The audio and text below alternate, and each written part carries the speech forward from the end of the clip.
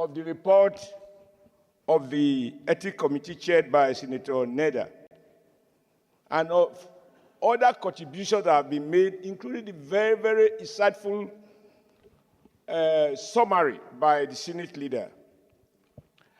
I thought, because you have encouraged us, sir, regardless of what my dad said, that you have no friend, I think you have friends. It would be dangerous for you to lead yourself to the conclusion that you don't have friends.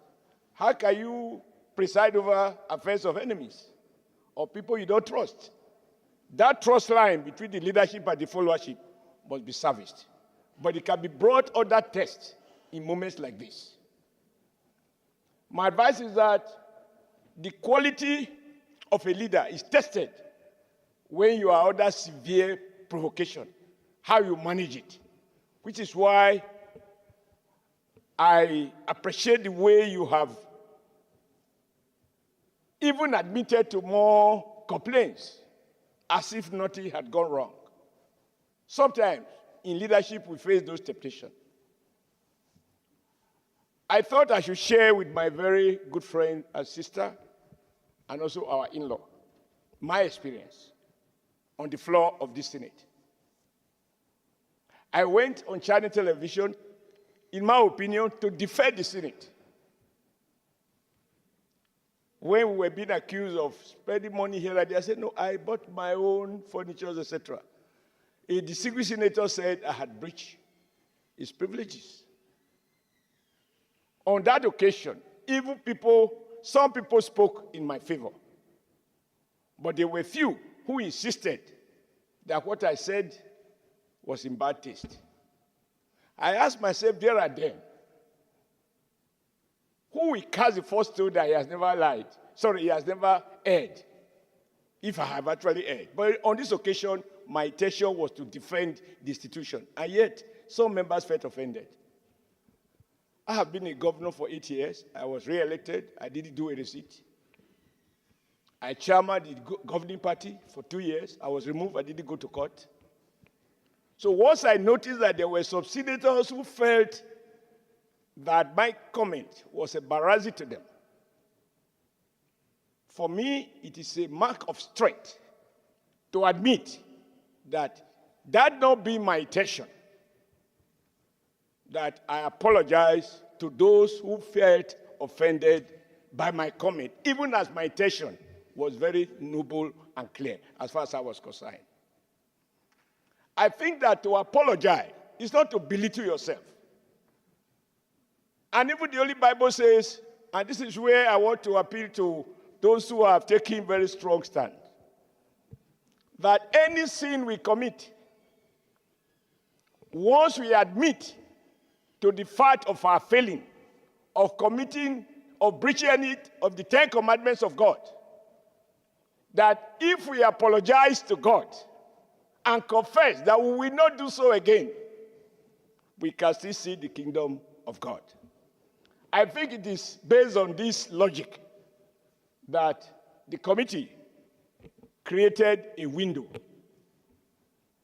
And I also know that on a previous occasion, that sort of window, even though not stated, was exploited for a former chief whip. So I don't want to go into the merits because there is nothing new to be said. I just want to appeal to distinguished Senator Mrs. Uduaghan that everyone that has spoken cannot possibly be coward or foolish. Truth of the matter is, the rules are binding. They are enforceable. They are potent. I wasn't in the Senate that day. I was in Benin. When I saw the fireworks on television, I thought it was something else, but I don't know because initially I didn't know what the issues were. When I was told it's about change of seat, sir, my seat has been changed. The only thing that the committee couldn't do is to change my person and my values. And thank God, as President Tinubu has said repeatedly, no matter how short a man is, he can see the sky. So my seat will change, but my views have not changed about anything that I want to speak on. I think that is the beauty of democracy. This is meant to appeal to Senator Natasha, who you had caused as revealed by the leader of the House, that you even address her as princess of the Senate. I think she can still remain the princess that she has been, provided she doesn't work herself into the conclusion that it's a mark of weakness to admit when maybe out of whatever feeling you have erred. And it bears repeating that the offense is not against the presiding officer. It's breach of the rules under which affairs of this Senate are conducted. I'm not going to go to whether somebody has been favored or not favored.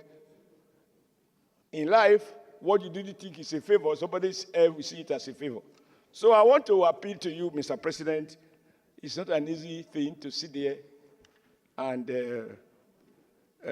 issues of change of seat. That's what I want to comment on. Issues of change of seat degenerated to the kind of fireworks that we saw on television. And of course, for those who talk about social media, why are they social media? That is the way it works. So I conclude, sir. I thank you for allowing me to speak, and I apologize to the Senate leader that I'm speaking after he had spoken. But this is the time you had acknowledged me to speak. I think that the committee, if you follow the sequence, issues of discrimination cannot be proven. It is actually the opposite. That under your leadership, distinguished Senator Mrs. Uduaghan can claim victimization based on facts. And I urge her to reflect deeply about tomorrow, because she can do nothing about yesterday, but she can mend by recognizing that to apologize for what you have found to be wrong is not a mark of weakness. And to our colleagues, I think rebuilding our collective image is necessary. I had occasion to say that once you have been stripped naked in the market, how much more can you cover, since everybody has seen it? But then I also then asked myself subsequently, because you were stripped naked in the market, should you continue to walk naked all over the country? The moment you realize you have been naked, we are told that when a madman realizes that she's naked, if you begin to wear clothes, then you know he's regaining sanity. It is not a mark of weakness. So I don't want to be on the side of peace. And I don't want all of us to be hawks. In this case, we need some doves to, temper the general feeling in the Senate. I don't think there's any division. No one has questioned the facts as they are, and facts are stubborn. You can wrestle with the fact, you can wrestle with the truth, but you can't defeat the truth. And on that note, I want to thank you, sir, for this opportunity. And I believe my sister has held all those who have spoken. And I'm sure she knows she has a lot of friends among those who have spoken. And they cannot all be wrong. Thank you, Mr. President, for your patience. And thank you.